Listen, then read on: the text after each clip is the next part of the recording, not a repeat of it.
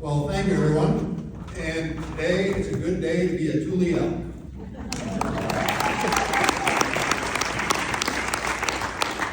Now, I'm part of the plaintiff group that includes Resource Renewal Institute and Center for Biological Diversity. You've heard of my organization, Western Watersheds Project, and we're all represented by advocates for the West. And so our lawsuit created the reason that there's a settlement, because if you're a federal agency, you don't enter into a settlement unless you are pretty sure you're going to lose. This victory that we're celebrating today comes as a result of the efforts of very many people.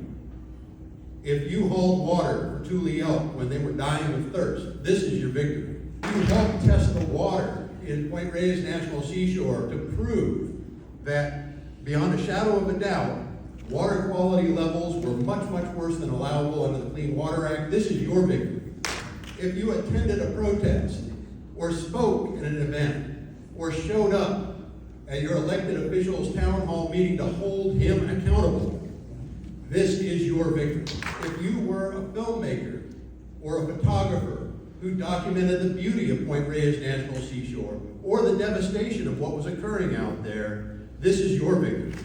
And it is the result of all of these efforts that public opinion turned in favor of Tule Elk and the narrative that we have to have cattle on Point Reyes National Seashore to have local locavore culture here in the Bay Area. That's what turned the battle.